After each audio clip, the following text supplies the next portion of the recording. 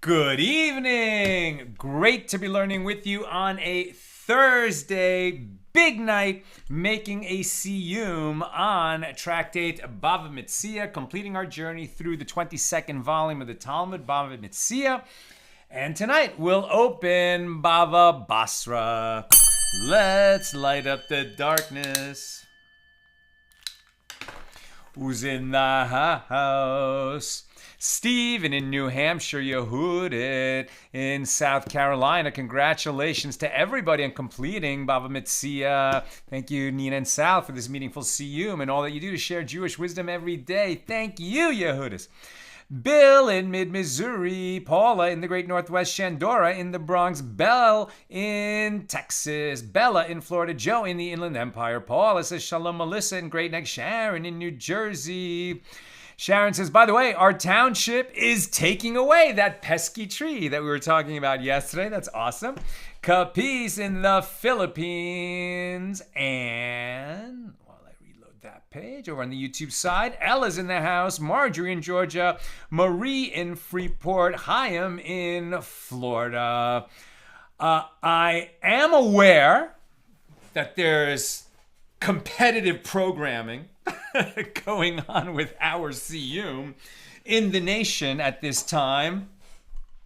But really, what is going to have more impact on the fate of the nation?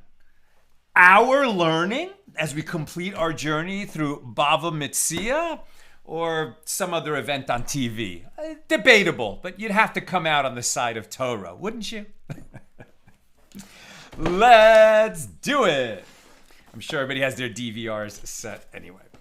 Okay, our daf is page 118 here, in Tractate Bava Metzia, and then 119 is so short we get to do a double and get a little bit closer to being caught up. I think we're running 2 pages behind right now.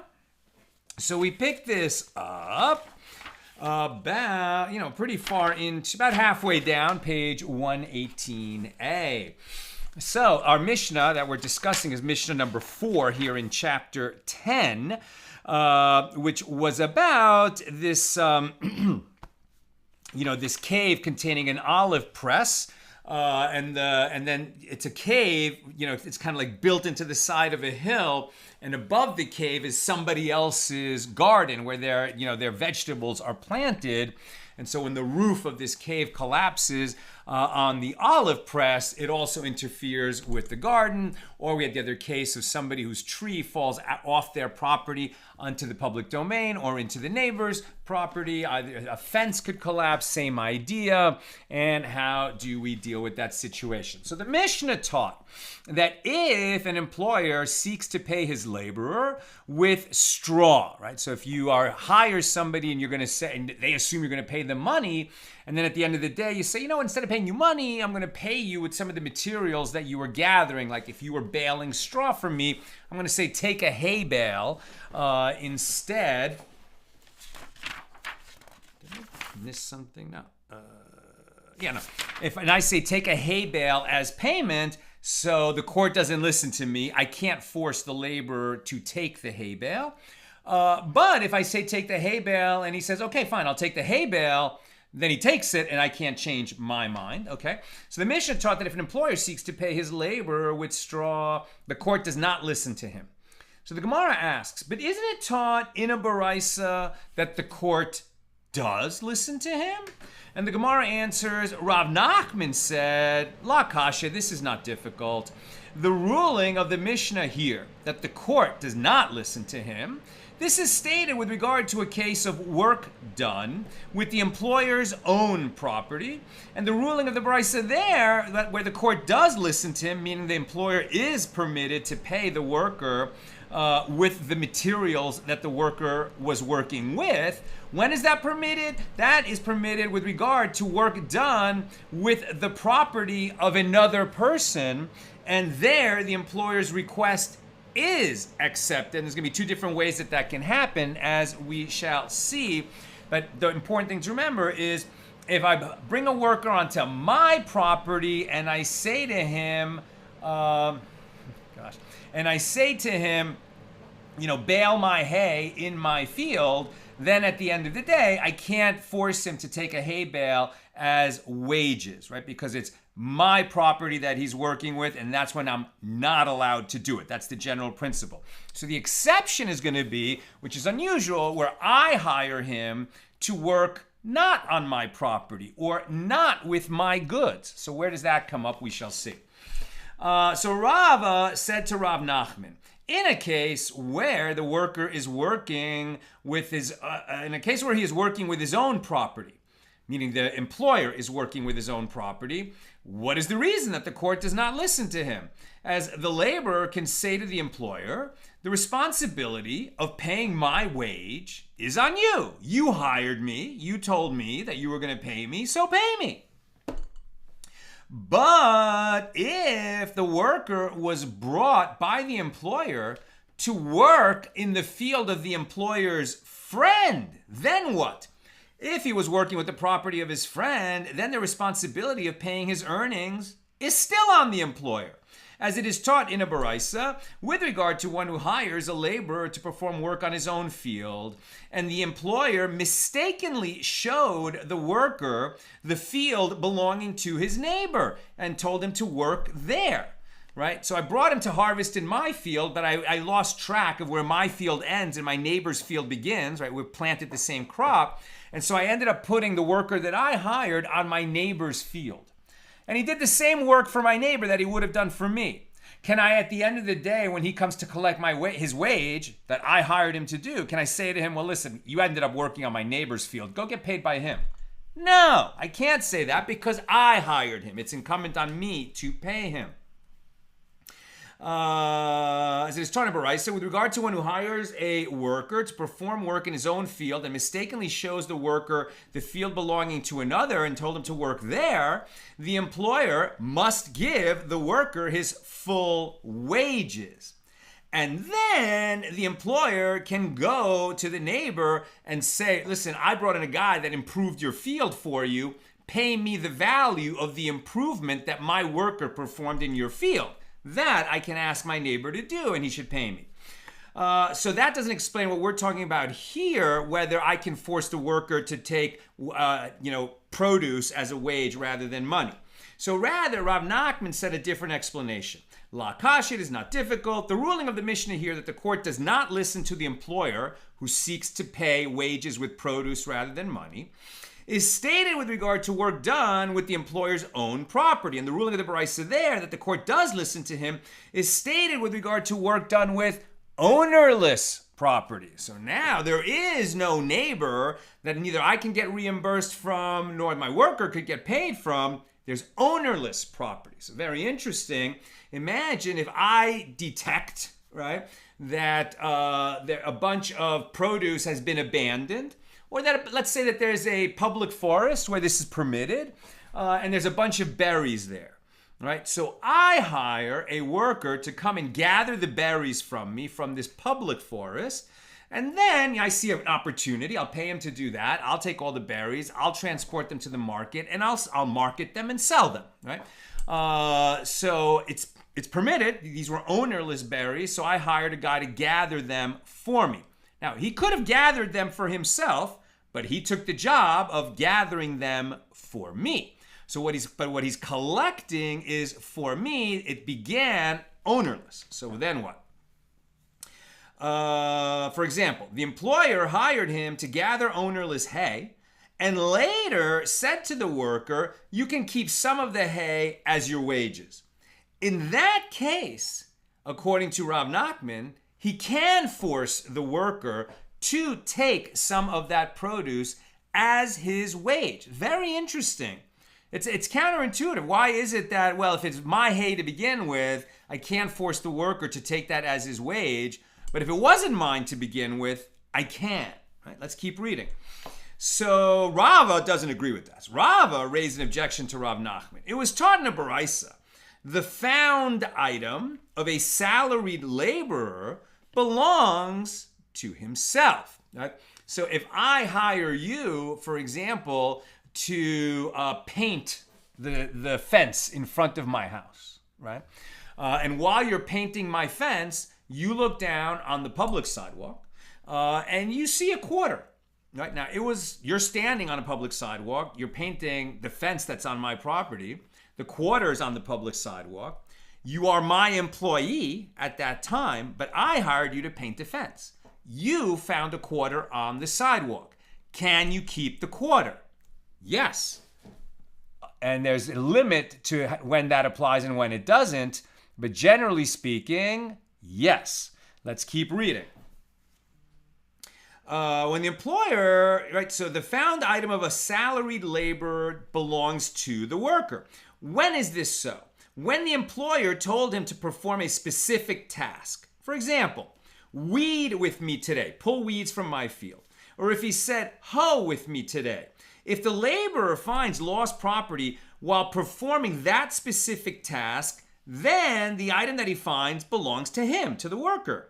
But if the employer says to the laborer, work for me today, just be my assistant today without specifying what you're going to do, then if you find something that belongs to me, because I've hired you to generally be a pair of hands for me, so to speak. So what your hands, acquire, you acquire on my behalf, since I'm paying you to just be available to me for whatever I need you for, including if we're walking together and I've hired you to do anything I need and I have a bad back, I can't bend down. I ask you to bend down and pick up that quarter from me, right? You acquire the quarter for me. So that's why if you're employed without a specific task, things that you find belong to me. But if you're hired for a specific task, things you find belong to you. Unless what I hired you to do is to find and pick up lost objects for me. Then they would belong to me. Let's keep reading, right? So if the employer says to the laborer, just work for me today without specifying what labor he wants the worker to perform, then the items that the worker finds do belong to the employer, as acquiring found items can be considered part of his terms of employment. Now, in the case of Rav Nachman, since the employer instructed the laborer to gather ownerless hay, the acquisition of the hay is certainly part of the terms of his employment, and it belongs to the employer. Since it is the employer's property, he is not able to force the laborer to accept the hay as payment. Right? So interesting, if I've hired you to pick up ownerless hay, then I can't force you to take some of that hay as payment. But if I hired you to gather, berries, and you found hay, so the hay is yours, but you're busy working for me, so I can say, you know what, and take some of that hay for yourself, because interesting, while you're gathering that hay for yourself as payment for you, I've excused you from working for me. So maybe that's why it works. At any rate, conversely, wait a minute, where am I? So rather, Rav Nachman said, both the ruling of the Mishna and the ruling of the Baraisa are stated with regard to a laborer hired to work with ownerless property, and still it is not difficult. The ruling of the Mishna here that the court does not listen to the employer, who says take some of that produce as wages. This is stated with regard to a case where the laborer's task was to lift up the hay and gather it. And he's therefore considered the employer's agent, and he acquires the hay for him. And since the hay then belongs to the employer, he cannot force the laborer to accept it as payment. As payment. And the ruling of the Baraisa there, where the court does listen to the employer and allows him to require that the worker take produce as payment rather than money, that is stated with regard to a case where the worker's labor merely consists of viewing. For example, he hired him to make sure that no one else takes ownerless hay away. So in that case, even the employer does not acquire the straw, and it remains ownerless. And consequently, the employer can tell the worker to take some of that hay as payment. Now, Rabbah says that the issue of whether, in the case of ownerless property, viewing, right, just guarding it, he's looking at it, he's not doing anything with it. So Rabbah says that the issue of whether, in the case of ownerless property, viewing it affects acquisition that is a dispute between Tanaim. In other words, can you say, I saw it first, and therefore it's mine? Or does ownerless property only come into the possession of a finder when he performs a kinyan, right? When he performs some act of acquisition, like picking it up. Is it enough to see it first, or does he have to actually do something with it before he acquires it? And this is a dispute between the Tanaim, the sages of the Mishnah. As we learned in the Mishnah, tractate Shekalim, at page 9b, the watchmen of the Sefichim, which is grain that grew without being purposely planted in the sabbatical year, right? When the temple was standing and we were observing the Shemitah cycle in Israel, so every 7 years they would let the fields lie fallow for a whole year, as God commanded in the Torah. Now, still some grain would grow there, even though it hadn't been, sowed and planted and harvested, etc., in an organized way like the other years. There would be grain that would just naturally grow there because grain had been planted there in previous years, and that could be gathered and eaten, but it is not the property of the owner of the field. Grain that grows on any field during the sabbatical year in Israel, when the Shemitah is being observed, is ownerless grain. So what's happening here? So why would we have watchmen if it's ownerless? Can't anyone come along and take it? Answer, that there were watchmen of this ownerless grain during the sabbatical year, so that that grain would remain available to be used for the Omer offering and the 2 loaves, i.e. these are public offerings on the holiday of Shavuos, of 2 loaves from the new wheat, right? And they had to make sure that there would be enough grain in some field that was ownerless so that they could, gather it and bring the offering and bake the loaves and have that available as a public, communal offering on behalf of the nation of Israel, brought in the temple. So these watchmen, right, who are obviously hired by the Kohanim, the priests of the Holy Temple, these watchmen take their wages from the collection of the temple treasury chamber, as they are employed by the temple treasury.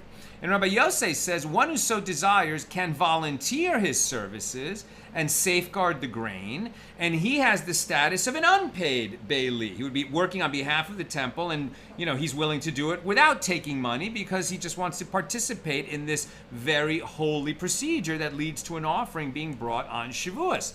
So the rabbi said to him, do you say so? But according to your view, the Omer and the 2 loaves do not come from communal funds as required when the watchmen are being paid by the temple treasury, but rather, in reality, they're coming from a private individual who is this unpaid Bailey. It's like he acquired it for himself since it was ownerless and he was watching it, so it came into his possession, into his domain, and then he's turning it over to the temple. So it wasn't really a public offering, it was like a gift from an individual to the public.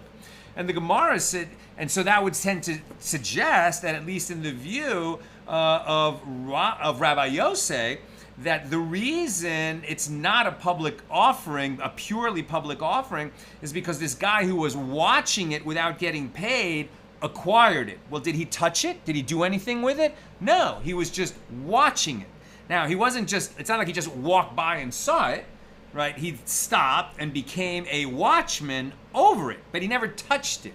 So does acting as a guard, acting as a watchman over something, even though you don't interact with it, does that acquire possession of it for you? Now the Gemara suggests, what is it not with regard to this that these 2 views disagree? The first Tana holds that in the case of ownerless property, viewing affects acquisition of it, i.e. I saw it first. So the watchman, although he did not lift up the grain, acquires the grain by viewing it. Now again, he was standing guard over it. It's more than just casually looking at it, but nevertheless, the only real action was looking at it. And therefore, he is given a wage from communal funds. Then, yes, he is safeguarding it on behalf of the community, and he acquires it not for himself, but for the community, through his act of viewing and guarding it. But if he is not paid, he has not acquired it for the community, but rather for himself. And conversely, Rabbi Yosef holds that in the case of ownerless property, viewing does not affect acquisition of it. And when the community goes and brings the grain for the Omer offering and the 2 loaves, it is only now at this stage that they acquire it. In other words, when it was being guarded, no one acquired it. It was only when it was actually picked from the field and brought to the temple and baked into loaves that it was acquired by the Holy Temple on behalf of the nation. And what, according to this explanation, is the meaning of the phrase, do you say so? That this is what they were saying to him. If the opinion from your statement that one may volunteer as an unpaid bailee is applied to our statement that in the case of ownerless property, viewing, right, looking at it, guarding it, can affect acquisition, well then the result is that the Omer offering and the 2 loaves do not come from communal funds as required. And that would be, it can't be, since obviously when they were bringing the Omer offering, they were following the law and it was a communal offering. So Rava said, no, your argument is specious. You know, just because you think that this private guard, if he was being paid by the temple, acquired it on behalf of the temple, but if he was working for him, if he just volunteered, he wouldn't acquire for the temple. Incorrect argument, right? Rava said, no, the dispute can be explained differently. It can be explained that everyone agrees that in the case of ownerless property, viewing does affect acquisition, and here they disagree with regard to the question of whether we are concerned that perhaps this guard will not give the grain over wholeheartedly to the community. Right? They might be disagreeing. They might say, yeah, no, when he volunteered to watch it without getting paid by the temple treasury, he did acquire it for himself. And then he's going to wholeheartedly give it to the temple, and then the nation will have the offering brought on behalf of the nation. But if we're concerned that maybe he's a little bit reluctant when he hands it over, like they forced him to hand it over, and therefore he was coerced into turning it over, then we might have a suffix, a doubt that the nation, through its agent, the Holy Temple, had officially and completely acquired the grain for those 2 loaves, and therefore, if it hadn't, if the acquisition wasn't a real acquisition, then the offering was no good, and we didn't get the 2 loaves brought on Shavuos, brought on behalf of the whole nation of Israel. And to guard against that, they said just because he might be reluctant and not be wholehearted in turning it over, we prohibit an individual from watching the grain without being paid by the temple. But it's not because eyeballing it and guarding it doesn't acquire. It's a different issue that he might not be wholehearted when he turns it over. There are those who say that there is a different version of this discussion. Rava said it can be explained that everyone agrees that in the case of ownerless property, viewing it, guarding it, does not affect acquisition of it. And here, concerning the Omer offering, they disagree with regard to the question of whether we are concerned about violent people that may come and seize the grain for themselves. As the first Tana holds that the sages instituted a directive to give the guard 4 dinars, or whatever payment is appropriate for his services as a watchman, so that violent people should hear that there is a paid guard, and they will keep away from him and stay away from the grain, since when they hear that the temple is paying the watchman, professional watchmen, they will certainly not take the grain. And Rabbi Yosef holds that the sages did not institute this directive, since there is no concern about violent people. Right? So we have this idea that they didn't allow a private individual to keep watch over the grain, but knowing that, they're arguing over what do we learn from it. Do we learn that they don't allow it because viewing something affects acquisition? Or did they not allow it because having this private watchman could result in the idea that he didn't wholeheartedly turn over the grain to the temple so that it could bring a public offering? Or do we learn out from the fact that they didn't allow these private individuals to serve as watchmen, that they wanted it known that professional watchmen were watching over the grain so that armed robbers wouldn't come along and try to take this grain? Now, that sounds kind of crazy, right? The armed robbers are going to take enough grain that they could bake 2 loaves out of it. Oh, well, maybe it's a famine. And maybe this is the only grain to be found that's miraculously there that God provided so that the 2 loaves offering could be brought in the Holy Temple. And if these armed robbers take it, right, they could ransom it to the nation because otherwise no loaves will be brought. And the price might go astronomically high. I'm just making that up, but it's a possibility. The point, though, is to remember how the sages will think through every time. Okay, we have an existing custom. Okay, we have an existing law. Okay, we have a ruling in an incident. But there could be different reasons why we ended up with that decree or that judgment or that ruling in a particular incident. So we can't, jump to what is the lesson that it taught. Just because the lesson sounds right, sounds like a logical outcome from that which happened when sages ruled on something, doesn't mean that that was the actual reason or that was the lesson which we can extend to another area of the law. Now we're on 118b. And what is the meaning of the phrase, do you say so? This is what they were saying to him. If we apply the opinion from your statement that one may volunteer as an unpaid bailee to our statement that the sages instituted a directive to give him 4 dinars, the result is that the Omer offering and the 2 loaves do not come from communal funds as required. And likewise, when Ravin came from Eretz Yisrael to Bava, to Babylonia, he said that Rabbi Yochanan says the question of whether or not we are concerned about violent people is the difference between the opinions of the rabbis and Rabbi Yosei, i.e. that is the crux of their dispute, whether we need to have professional watchmen or not because of violent people. And that concludes our discussion of Mishnah number 4. Now, Mishnah number 5, short and with a relatively short discussion. Mishnah 5, in the case of one who takes manure out to the public domain in order for it to be transported to fertilize a field.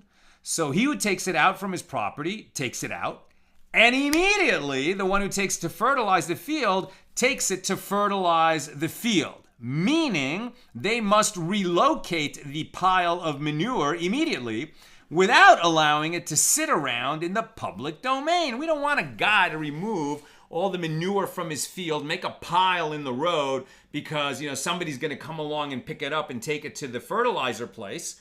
Right? It's going to be used to fertilize the field somewhere else. And this guy's thinking, well, listen, I'm going to be away next week. So if I want to make this deal where I gather my manure and sell it to the guy who needs it for fertilizer, but I'm not going to be here next week. So I'm just going to gather it and leave a pile in the road, and then he can come pick it up next week. And, he can pay me. We've already arranged when he's going to pay me something else. So he and I have a deal. I'm gathering my manure. He's going to use it as fertilizer in his field. Meanwhile, for a week, there's going to be a big pile of manure sitting in the road. Hazard, unpleasant. We don't like it. The sages don't like it. And they say, no, you can't leave your pile of manure in the road. And similarly, one may not soak clay in the public domain before it is needed, and one may not mold bricks in the public domain, since this takes a long time and inhibits the use of the public domain by others. But one may need clay in the public domain, as this process does not take long, but not bricks. With regard to one who builds a structure, keeping the building materials in the public domain, he who brings the stones brings them, and immediately the one who builds the structure builds with them, and he may not leave them there. It makes total sense. Imagine your neighbor has a big project. He's going to rebuild his garage. His contractor's going to start next month, but the contractor's supplier of building materials, it was more convenient for him to leave the stack of lumber and cement and roofing and tiles, on the road in front of this guy's brownstone. There's no yard. So imagine he just leaves it on the street in front of that guy's house. And all the rest of us neighbors, have our road blocked by all these building materials that aren't going to leave the road, for days or weeks. Of course, that's not permitted. Right? So if they have to be stacked there, well, then they can only stack there on the day that they're going to be used. And if the stones cause damage before he had a chance to build them into the structure, he must pay for what he damaged. And Rabban Shimon ben Gamliel says, one may even prepare his work 30 days beforehand. He may keep the building materials in the public domain for that duration. 30 days is not so much, according to Rabban Shimon ben Gamliel. I guess in the ancient world, the streets maybe weren't so narrow, but if you're talking about old city Jerusalem, they were plenty narrow, and it could cause a hazard. So very generous ruling of Rabban Shimon ben Gamliel, but sounds like he was overruled by the majority. That's Mishnah number 5. Now the Gemara. The Gemara suggests, let us say that the Mishnah is not in accordance with the opinion of Rabbi Yehuda. As it is taught in a Baraisa, Rabbi Yehuda says, when it is time for the manure to be taken out, a person may take his manure out into the public domain, and he may pile it up for all 30 days, so that it will be trodden on by the feet of people and by the feet of animals to prepare it for use as fertilizer, since it was on this condition that Joshua bequeathed the land of Israel to the Jewish people. In other words, it is universally accepted that some people will relinquish certain rights for the sake of others. And although it may be a nuisance for certain people, this practice is allowed. So, there's some kind of reasonableness standard, right? You can't make a big pile in the street, a massive pile of manure of your building materials, and it's going to obstruct traffic and be a genuine nuisance for people. On the other hand, if you make a little pile of manure right outside your house that isn't bothering anybody, who cares? And in between, there was a practice that was a very commonly accepted practice, that manure, right? Not, smelly dog poop or, God forbid, human feces. But when we're talking about cow manure, goat manure, I don't want to speak for goats, but cows, horses, donkeys, they could make a pile in a place and in such a way that people will walk over it, right? And okay, yeah, it's going to get on their shoes, but they're just walking on dirt streets, fields, farm fields, etc. It's just not that different than what they're walking over anyway. And this is actually a benefit to the owner of that manure because he needs people to walk over it, which is going to kind of crush it and dry it out and prepare it for use as fertilizer. And since this had come to be a common practice, it's one of those practices that was accepted, meaning that when they say and it's for this reason that Joshua settled the land of Israel for the Jewish people, it means that we have some kind of social contract that we can all agree that certain things that are a small nuisance to the public are acceptable because, everybody needs the public to be a little bit patient and understanding at some point. So we all have a right, even though it's a slight nuisance, to impose that much on the public. But more than that, no.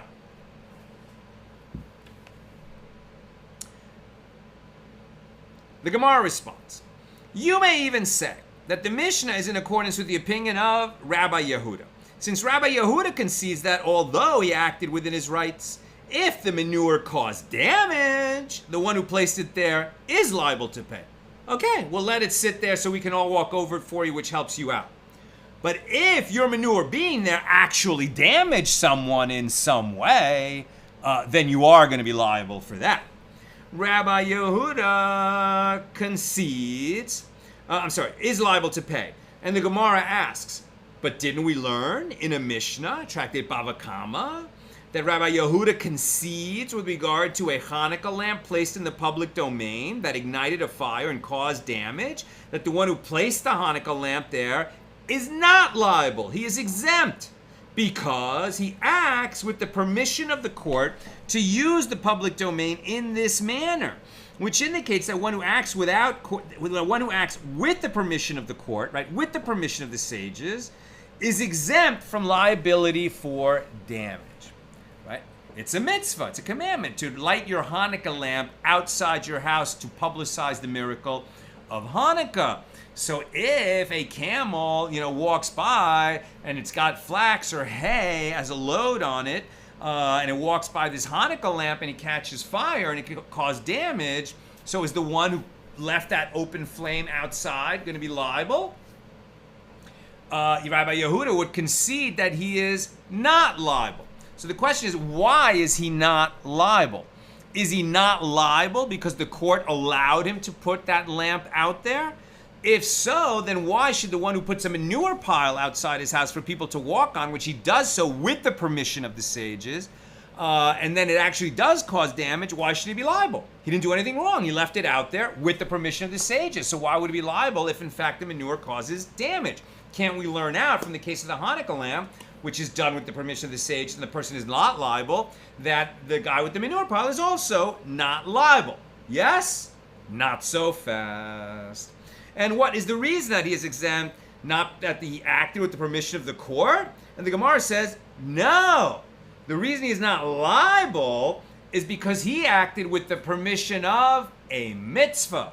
It's a commandment, a Torah commandment, to put that lamp outside. Now, it's interesting, right? Hanukkah was long after the Torah. But when we light the Hanukkah lamps, we say God commanded us to do that because God commanded us to do that through the sages, right? So it is a mitzvah. It is a commandment to light the Hanukkah lights outside.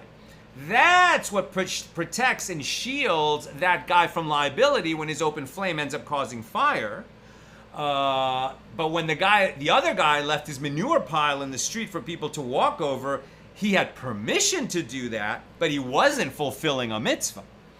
Now the Gemara asks, but isn't it Tana Baraisa with regard to all these cases in which the sages said that something is permitted for people to place obstacles in the public domain, so if they cause damage, that these people are liable to pay. But Rabbi Yehuda exempts it. So evidently, according to Rabbi Yehuda, if one has the permission of the court to put an item in the public domain, he is exempt from paying damages. So rather, it is clear that the Mishnah is not in accordance with the opinion of Rabbi Yehuda. Abaye said that Rabbi Yehuda and Rabbi Shimon ben Gamliel and Rabbi Shimon all hold that wherever the sages gave someone permission to perform an action, and in performing this action, he causes damage, that he is exempt from payment. He had permission to do it from the sages, so if something happens, he already fulfilled his obligation to be a reasonably prudent person. This was an accident beyond the scope of what is foreseeable, and therefore he is not liable to pay. And the Gemara cites the sources for this assertion. It is clear that Rabbi Yehuda is of that opinion based on that which we just said. And it is clear that Rabban Shimon ben Gamliel is of that opinion, as we learn in the Mishnah, that Rabban Shimon ben Gamliel says one may even prepare his work 30 days beforehand. He can leave his pile of building materials in the street for up to 30 days before they're used to build a house, but no more than that. Therefore, during the 30 days that they actually cause damage to someone, the guy who left that pile there is exempt, according to Rabban Shimon ben Gamliel. Now, it is clear that Rabbi Shimon shares that opinion, as we learned in the Mishna in tractate Bava Basra, our next tractate, that if one was setting up an oven in the upper story, there must be a plaster floor beneath it, which serves as the ceiling of the lower story, and has to be at least 3 handbreadths thick, so that the ceiling below does not burn. And in the case of a stove, the plaster floor must be at least 1 handbreadth thick, and if he causes damage after having taken these necessary precautions, then he does pay compensation for that which is damaged. But Rabbi Shimon says, the sages said all of these measurements to teach only that if he causes damage, he is exempt from paying as he took all reasonable precautions. So, Rabbi Yehuda, Rabbi Shimon ben Gamliel, and Rabbi Shimon seem to say that if you take the reasonable precautions, you're going to be exempt from liability. But the majority overruled them and said, no, if we give you this permission to be a bit of a nuisance to the public, okay. But if your nuisance actually harms someone, you're taking the risk that that harm is going to come back and bite you, and you're going to be liable to pay damages for that.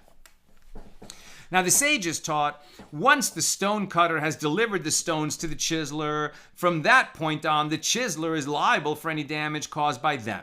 And once the chiseler has delivered the stones to the donkey driver to transport them, the donkey driver is liable. And once the donkey driver has delivered the stones to a porter to carry them to the building site, the porter becomes liable.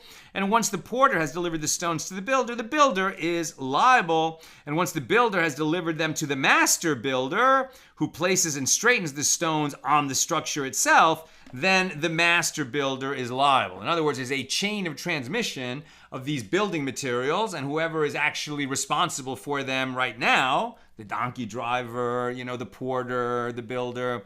If they cause damage to some third party, that's the person who's liable for that. But once they're delivered to the very end, then what? Is it only the master builder from then on? No, because then it says, and if the master builder placed a stone upon the row of stones and the stone fell off and caused damage, then they are all liable to pay. What? The donkey driver who brought the stones from Pumbedisa to Nehardea, where they were picked up by a second donkey driver and brought here? That donkey driver who did his work 100 miles away, he's going to share in the liability when that stone ultimately gets built into a house and falls out of the wall and hurts somebody on the street? No, that's not what it means. What it means is that if these stones were very heavy and at the end of the day, a bunch of guys were needed, including the people who transported it and the builder and the master builder, and they all worked together to put this big heavy stone in its place in the wall, and then it fell. Well, who's responsible for that? It's the contractor who's responsible. But if the contractor wasn't supervising this and this group decided to do it themselves as a group, then they would all share in the liability. We learned that in a note. Let's keep going. The Gemara asks, but isn't it taught in the Baraisa that only the last one, the master builder, is liable and the rest of them are exempt? And the Gemara answers, La Kasha, this is not difficult, as the ruling here in this Baraisa is stated with regard to a case of hiring, and therefore only the last one is liable, whereas the ruling there in that Baraisa is stated with regard to a case of contracting, in which they all agreed to perform the work together, and therefore they are all liable together. They hired themselves out as a group, not as employees of a contractor, and that's why they would all be liable. And that concludes our discussion of Mishnah number 5. Now, Mishnah 6, the final Mishnah of this tractate. In the case, Mishnah 6 of chapter 10, in the case of two gardens that were located one above the other, i.e. a garden on a plateau that borders another garden below. So think stepped garden like that. Oops. Like that. This is backwards to me, right? Or you can imagine sort of like those rice fields in Japan where there's levels, right? But the point is that you have crops planted at a level and then crops planted at a lower level. And between them, there is a wall of earth, right? There's a wall of earth. And what happens if some plants actually grow out of that vertical wall? So why is it a question? Well, they're growing out of the ground that belongs to this guy who's uphill. That's his plateau, his garden. Then there's this wall here. But the leaves and fruit that are growing out from the wall are in the airspace over the lower garden that belongs to someone else. So who has the rights to those growings? So in the case of two gardens that were located one above the other, i.e. a garden on a plateau that borders another garden below, and vegetables grew in between out of the wall of soil resulting from the difference in height between the two gardens, Rabbi Meir says these vegetables belong to the owner of the upper garden. And Rabbi Yehuda says they belong to the owner of the lower garden. Rabbi Meir said an explanation of his ruling, if the owner of the upper garden would want to dig and take his dirt, and he does so then no vegetables would grow here. So that wall made of soil, because that wall of soil would not exist. Right? If the guy in the upper garden decided to, lower the height of his garden, well, he would remove his own soil and there would be no other place for this plant to grow out of. In other words, the plant's roots are in the property of the upper garden. So that's a good argument by Rabbi Meir. But Rabbi Yehuda said if the owner of the lower garden would want to fill his garden with dirt and elevate it up to the level of the upper garden, then there would be no space for the vegetables to grow in. Since they're growing in the airspace above his property, it's, his property, so it should be his produce. Rabbi Meir said, since the two of them can object to each other, as they each have the ability to prevent the vegetables from growing in that spot, nothing can be decided based on such considerations. Instead, the court considers from where this vegetable lives and derives nourishment, whether from above or from below. So Rabbi Shimon said, any vegetables that the owner of the upper garden can stretch out his hand and take, These vegetables are his, and the rest belongs to the owner of the lower garden. Now that's interesting because isn't the vegetable deriving its soil and its water from the upper garden? I mean, it's growing into the side, right, of the upper garden. So whatever nutrients it's getting, it's from the property of the one where it's rooted. But to get at it, right, he would have to stand on the lower garden. So that's why they say, okay, so when you're standing in the upper garden, you can bend down, whatever you can pick is yours.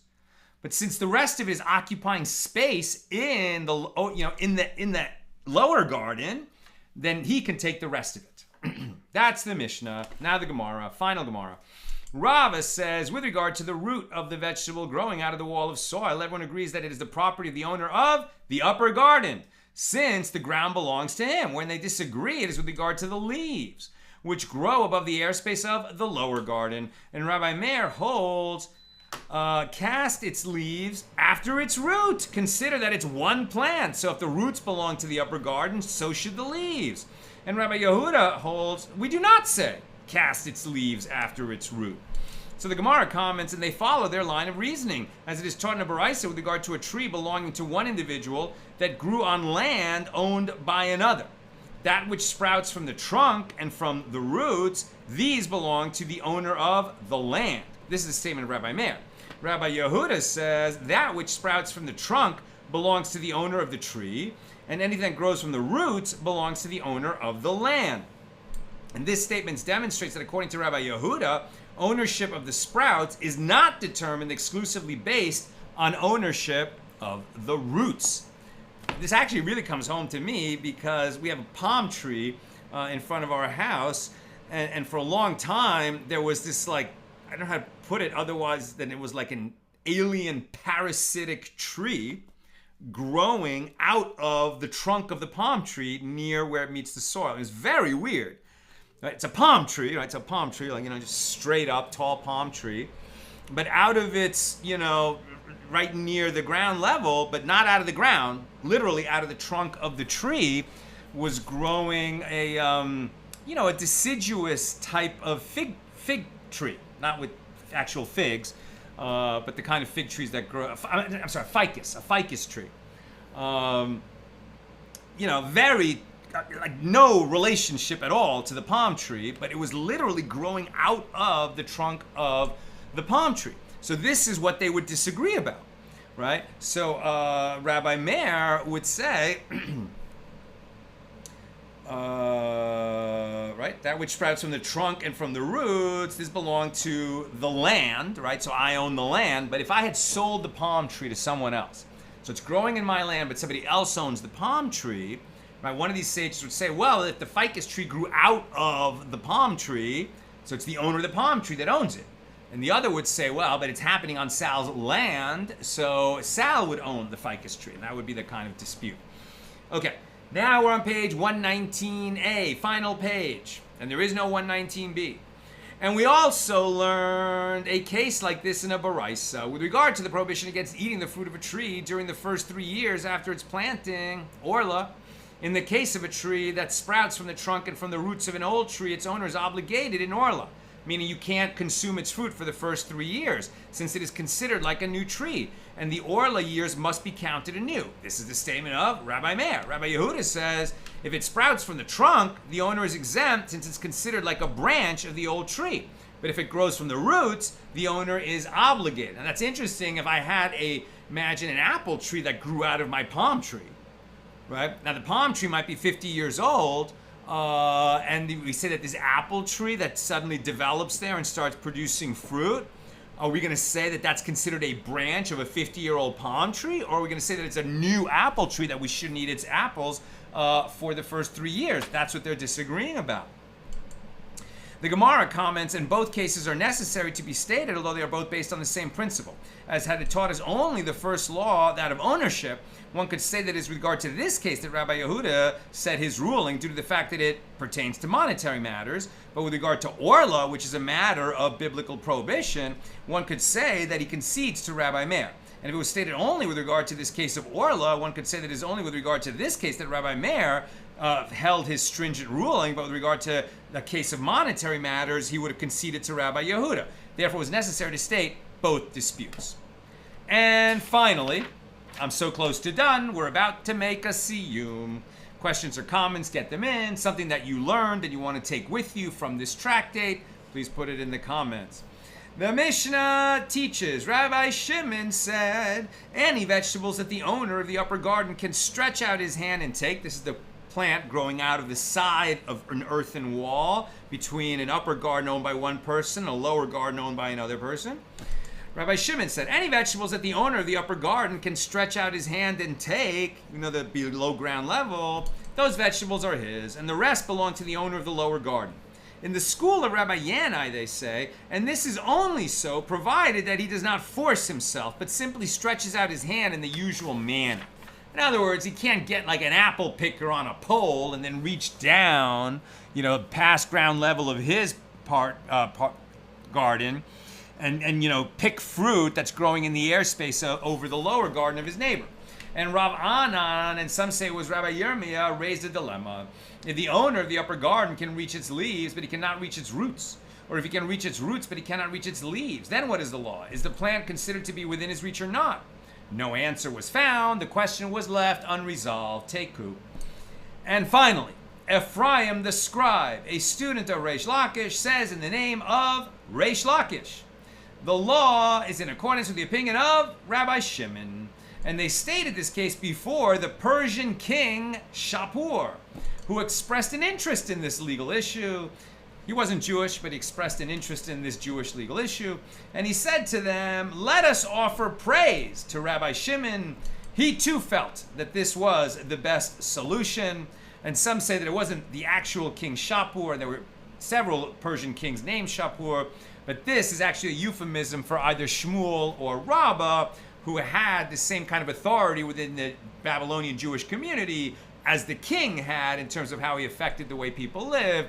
And it was them who agreed with Rabbi Shimon in this case. And that concludes our journey through tractate Bava Metzia. We're about to drink a l'chaim, but before we do, let us make the hadran that we say at the end of every tractate. We shall return to you, tractate Bava Metzia, and your glory is upon us. Our thoughts are upon you, tractate Bava Metzia, and your thoughts are upon us. We will not be forgotten from you, tractate Bava Metzia, and you will not be forgotten from us, neither in this world nor in the world to come. We repeat that first paragraph two more times.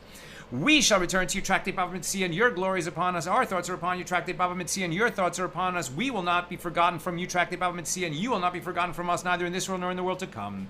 We shall return to you, tractate Bava Metzia, and your glory is upon us. Our thoughts are upon you, tractate Bava Metzia, and your thoughts are upon us. We will not be forgotten from you, tractate Bava Metzia, and you will not be forgotten from us, neither in this world nor in the world to come. May it be your will, Lord our God, and God of our ancestors, that your Torah will be our avocation in this world and will accompany us to the world to come. And now we recite the names of the 10 sons of Rav Papa, who were all Torah scholars themselves. Chanina bar Papa, Rami bar Papa, Nachman bar Papa, Acha bar Papa, Abba Mari bar Papa, Rafram bar Papa, Rachish bar Papa, Surcha bar Papa, Ada bar Papa, Daru bar Papa. Good to remember, because imagine a Torah scholar who raises all 10 sons to be Torah scholars. He did something right. Please, Lord our God, make the words of your Torah sweet in our mouths and in the mouths of your people in the house of Israel, so that we, our descendants and their descendants and the descendants of your people, the house of Israel, may all know your name and study your Torah for its own sake. Your commandments make me wiser than my enemies, for they are ever with me. Let my heart be undivided in your statutes, in order that I may not be put to shame. I will never forget your precepts, for with them you have quickened me. Blessed are you, O Lord. Teach me your statutes. Amen, amen, amen. Salah, forever.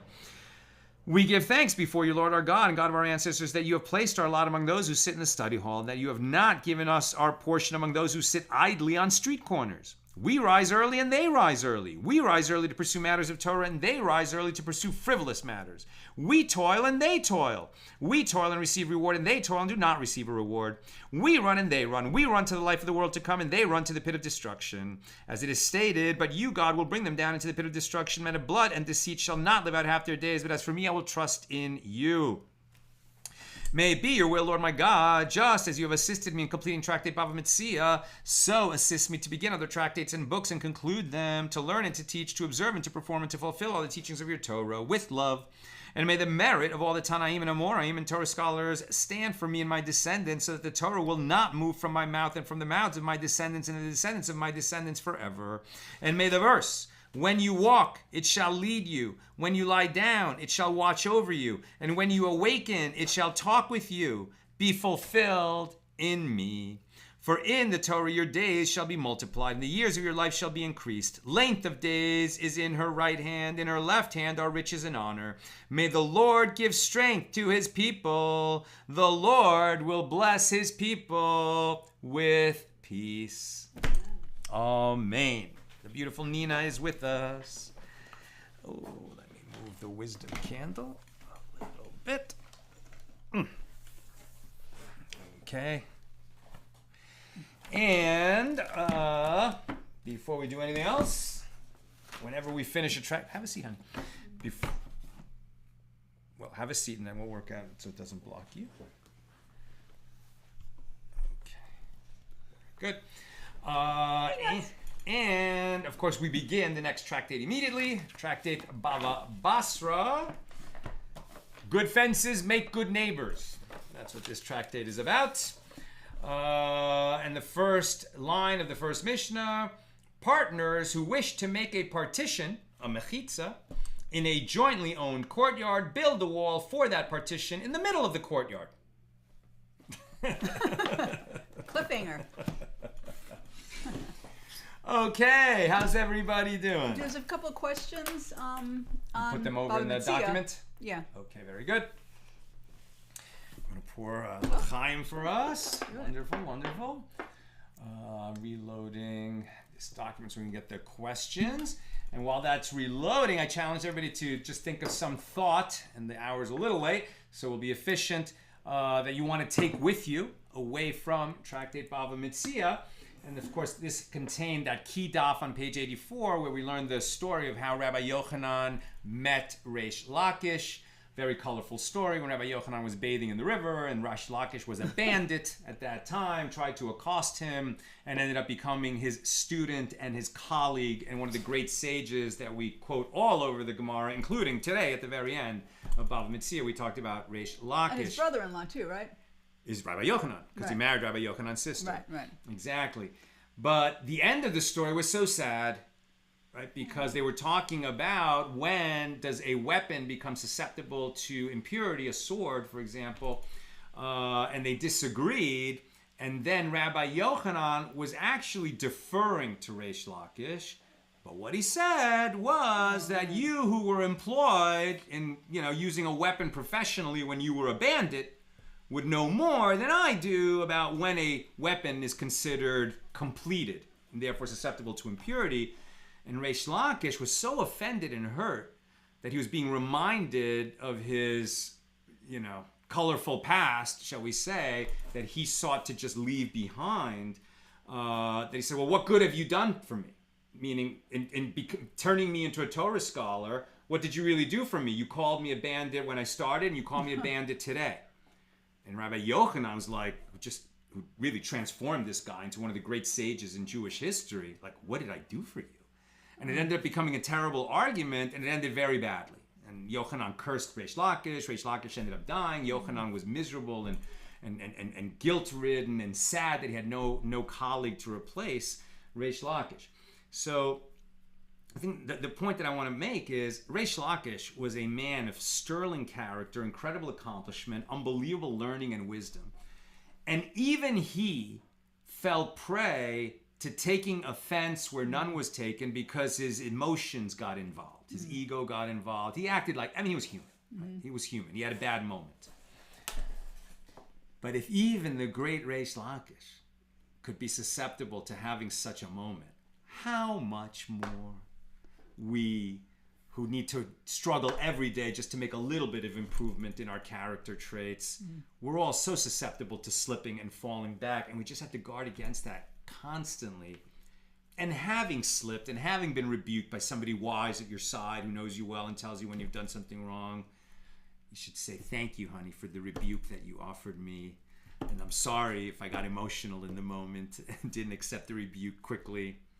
And we can all learn that lesson from Reish Lakish. Was that the rebuke I gave you this morning, this afternoon, yesterday? All of them. Well, I appreciate that. How about you, honey? What did you learn What did I learn that from... you want to take away from Bava Metzia? I mean, there was so much interesting stuff that's really relevant, I think, to the modern world. Landlord-tenant, when you have to pay a worker, what forms of justice are carried out by the human court, and what forms of justice by the heavenly court. And I remember there was also a really interesting question about, I think it was if your enemy's ox needs to be loaded or your friend's ox needs to be unloaded, something like that. Who has priority? Anyway, I thought that was really interesting. You have to help your enemy first. You have to help your enemy first for the you sake don't of the wanna do. animal. And even if it's your enemy's ox has to be unloaded and your friend's ox has to be unloaded, I think you have to help your enemy first. Wow, so that's... Because you're less likely to do it. Okay. I believe. Wow, that's really But high level. definitely, if the enemy's ox is suffering more than your friend's ox, Right. you got to go help that. I guess that's kind of obvious, so the other way is not as obvious. Right. Yeah. Joe says, were these 2 loaves of challah burned as a sacrifice? No. Right? The 2 loaves offered on Shavuos, I don't think were burned. I think they were waved and elevated. And I think then the Kohanim would eat them, but I'm not sure. Yeah. I'm not sure. And Sharon, can the owner of the upper garden use an extended tool to harvest the produce on the side of the cliff, or must he be only reachable by his arm or hand? And I think that's what we had. Probably asked that right before we had that final teaching, that no, only what you can reach with your hand, and you can't use such a tool. Let's see what other people are commenting. And Sharon says, I used the story of Yochanan Reish Lakish in my discussion on arguments for the sake of heaven on Shavuos. They were, in my mind, the paradigm of arguments for the sake of heaven, as it supported the idea of the need to have a person challenging you to strengthen your own points of view. Beautiful. And Bill says, yes, another thing I'll take away from this tractate, the Torah holds insults and reminders of our past that we have repented of so seriously, and a reminder that the road to Gehenna is paved with good intentions. Yes, and Bill also says what I'm taking away from this is some personal reflections I had during the segment discussing usury and the ban on usury. First, that it's really easy to end up taking interest in practice, so that if we aren't very careful, we can fall off the path. It was so surprising how not simple that was. Yeah. God has set out these laws for us not by maliciousness but thoughtlessness, right? I mean, he's guarding us not so much against maliciousness as thoughtlessness. Second, says Bill, I naturally ended up reflecting on the differences between the Jewish and Christian prohibitions on usury. Normally, the Christian prohibitions are very broadly speaking less strict than the Jewish halachas, but in this case, it was much more accurate to say that they were both strict about different things. Okay, very good. Jonathan says, I just wanted to reflect on finishing another tractate. We have read that every Jewish soul, whether born to the religion or by choice, was at Mount Sinai to receive the revelation. And though I don't understand every section nor every word, I feel that the continuing unfolding of the revelation really does do something special to my soul. Oh, very nice. That's beautiful, Jonathan. Thank you. Thank you for that. Let's make a l'chaim to all the members of our class who are with us every day, bringing their wisdom and their dedication. We're doing this all together. It's a really incredible, incredible thing. I was really only half joking when I said, everyone's paying attention to something on TV right now, but this may have more impact on the future way more important of our nation and our people. So here's a toast to all the members of the class. Everybody who shows up, and I think I will say, especially people who are tuning in at 1:30 in the morning, Motzi Shabbos, which just blows me away. Oh, wow. Wait, where is it 1:30 in the morning? Not now. But I'm saying when I go live at 9:30 p.m. on a Saturday night. Yeah, absolutely. Right, and they're starting at 12:30. Right. Sometimes later, crazy, and they're still with us at 1:30 a.m. learning Talmud on a Saturday night. Yeah. L'chaim. L'chaim. L'chaim. Baruch atah Adonai Eloheinu melech haolam shakom v'ro.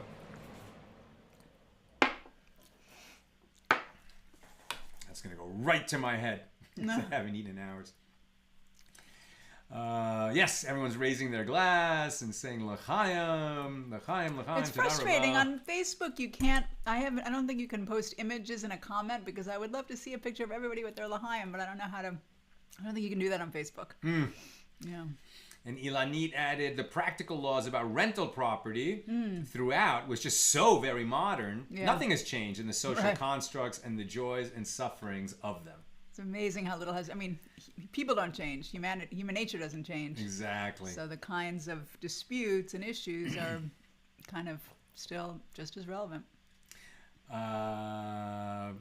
And Sharon earlier said, not only is it guarded from robbers, I used to study with a woman whose husband was a shomer for grain that would be used for shmura matzah. Very good. Ah, very good. Oh, that has to be watched like, oh my gosh. Has to be watched like a hawk the whole time it's being grown. Yeah. So that it's that a matzah of the highest holiness. Everything involving matzah needs so much guarding. Passover. Yeah. And Bill says, goat manure does not generally smell any worse than horses and cows, but it is more slippery. Ooh. So I suspect it wasn't included in the reasonable manure nuisances.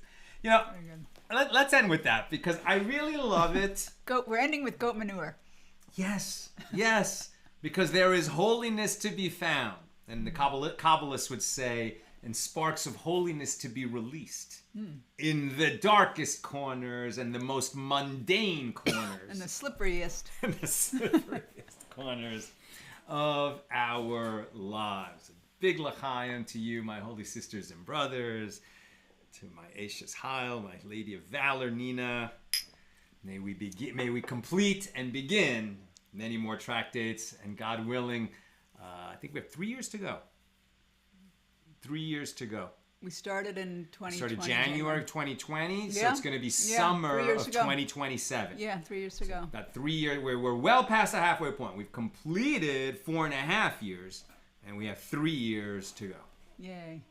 So just look at the camera for a moment so we can have a thumbnail. So otherwise one of our mouths is always open. Ready? Thanks so much for being with us, everybody, through this incredible tractate and up into the Siyum. And then we start again, God willing, tomorrow. Noon on Friday. Friday. New special, not special, just the Friday time, noon Pacific. Tomorrow. Have a great night.